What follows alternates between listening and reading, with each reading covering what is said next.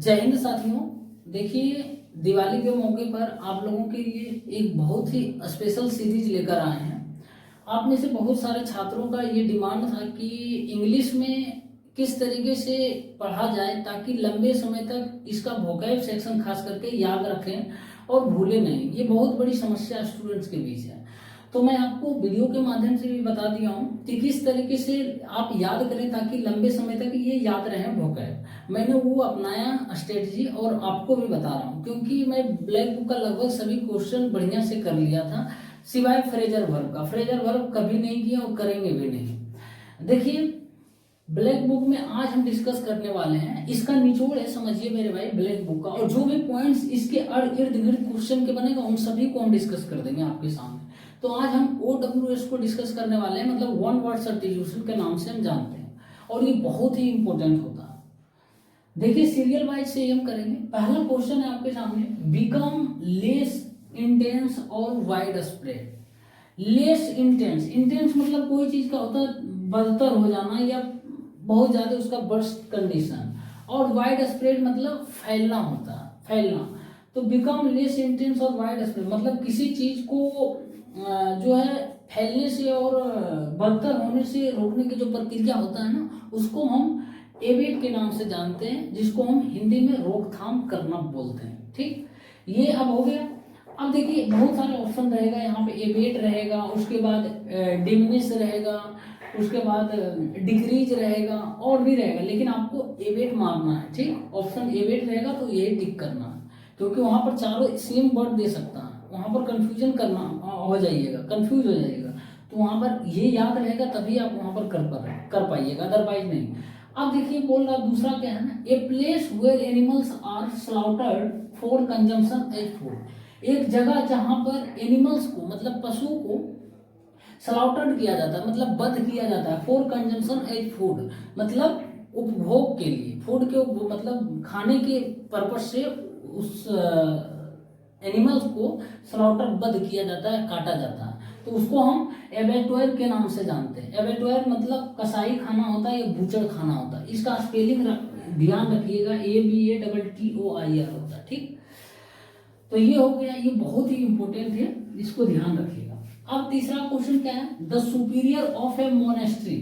अब मोनेस्ट्री का देखिए मिस स्पेल्ड वर्ड है, इसको ध्यान रखिएगा, MONASTERY होता है। ठीक, ये ध्यान रखिएगा। जो भी इंपॉर्टेंट चीज रहेगा ना वो मैं आपको बता दूंगा भाई, ये ध्यान रखिएगा। ठीक, क्योंकि पूछा जाता है, इसी के बोल रहा है। The superior of A monastery, monastery मतलब मोनेस्ट्री का एक सुपीरियर होता है। देखिए, मठ में है ना बहुत सारे लोग रहते हैं, बहुत सारे धर्म गुरु रहते हैं, लेकिन उसका सबसे सुपीरियर जो होता है उसको हम एबोट के नाम से जानते हैं। एबोट मतलब होता है मठ गुरु, मठ में रहने वाले गुरुओं के जो मेन होते हैं लीडर, उन्हीं को हम मठ गुरु के नाम से जानते हैं। अब चौथा क्वेश्चन क्या है, to reduce to a shorter form intended to stand for a whole. अब देखिए, टू रिड्यूस कम करने के लिए सेंस में बोल रहा है कि shorter form intended to stand for a whole मतलब किसी शब्द का जो होता है ना, किसी शब्द का सबसे छोटा रूप जो करते हैं ना, उसी को ही बोल रहा है कि एब्रीविएशन हम बोलते हैं उसको। एब्रीविएशन मतलब होता है किसी शब्द का संक्षिप्त रूप। मान लीजिए जैसे वन वर्ड सब्स्टिट्यूशन है, इसका इतना बड़ा जो आप देख रहे हैं सेंटेंस, इसका संक्षिप्त रूप यही है ना, एब्रीविएशन है।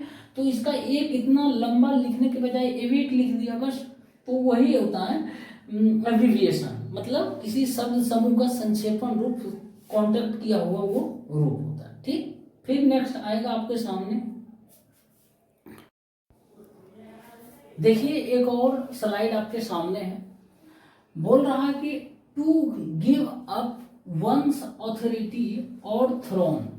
इसका मतलब क्या होता है ना, कोई भी व्यक्ति जो अपना ऑथोरिटी या फिर अपना थ्रोन, थ्रोन का मतलब सिंहासन होता है, खुद से गिव अप कर देता है, मतलब त्याग देता है खुद से, तो उसको हम एब्डिकेट के नाम से जानते हैं। एब्डिकेट का मतलब त्यागना होता है, और भी एब्डिकेट का साइनोनिम्स देगा आपको, लेकिन आपको मानना है एब्डिकेट है। मतलब कोई व्यक्ति जो खुद से अपना पद या फिर अपने सिंहासन का त्याग कर देता है, उसको हम एब्डिकेट के नाम से जानते हैं। उस व्यक्ति को नहीं, उस प्रक्रिया को त्यागना, ऐसा नहीं उस व्यक्ति को। अब देखिए 6 नंबर क्या है, deviation from the right course. मतलब जो राइट कोर्स से डेविएशन हो जाना, मतलब भटक जाना, उसको हम क्या बोलते हैं, पथ भ्रष्ट हो गया। मान लिया कोई विद्यार्थी है, वो कहीं गलत संगत में पड़ जाते हैं, नशा के या फिर कुछ और के संगत में, तो उसको क्या बोलते हैं हम, पथ भ्रष्ट हो गया ये लड़का, तो उसको हम एविडेशन के नाम से जानते हैं। ठीक, एविडेशन मतलब पथ भ्रष्ट होता है या बुद्धि भ्रष्ट भी आप बोल सकते हैं। तो राइट कोर्स से जो डेविएट हो जाता है, मतलब भटक जाता है, डाइवर्ट हो जाता है, उसको हम एविडेशन बोलते हैं।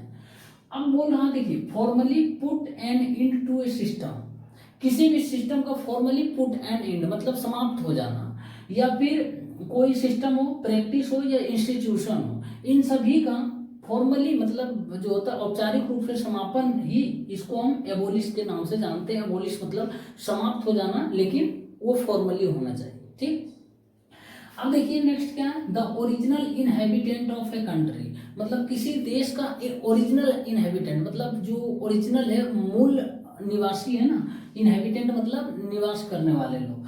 तो जिस किसी भी देश का ओरिजिनल इनहेबिटेंट, उसको हम एबोरिजिन्स के नाम से जानते हैं, जिसका मतलब होता है मूल निवास। जैसे कि अंडमान निकोबार में कौन सी जनजाति पाई जाती है, तो सेंटलीज जनजाति पाई जाती है ना, तो सेंटलीज वहाँ के एबोरिजिन्स हैं, उनके मूल निवास स्थान जो है वो अंडमान निकोबार है। तो उस तरीके से आप एबोरिजिन्स को ध्यान रखिएगा। 9 नंबर है, to shorten a piece of a writing without losing the sense, किसी भी चीज को हम शॉर्ट करते हैं ना, विदाउट उसके मीनिंग और सेंस को चेंज किए हुए कोई चीज का, तो उसको हम एब्रीज के नाम से जानते हैं, मतलब संक्षिप्त करना जिसको बोलता है। ठीक, बहुत होता है संक्षिप्त करने का मतलब, कर्टेल भी होता, डिमिनिश भी होता, कंसाइज भी होता, लेकिन आपको एब्रीज करना है। एब्रीज मतलब संक्षिप्त करना। और क्या होता है, to shorten a piece of a writing without losing the sense, किसी भी चीज को आप शॉर्ट कर रहे हैं, लेकिन ध्यान रखिएगा उसका जो मीनिंग और सेंस जो है ना, बिल्कुल बदलना नहीं चाहिए, वही बोल रहा। ठीक, उम्मीद करते हैं 2 स्लाइड आज बताएं, समझ में आया होगा। कैसा रिस्पॉन्स है, ये मेरा बताने का तरीका क्या है, रिस्पॉन्स आप दीजिएगा फीडबैक कमेंट बॉक्स में। ठीक, मिलते हैं नेक्स्ट क्लास में, तब तक के लिए धन्यवाद।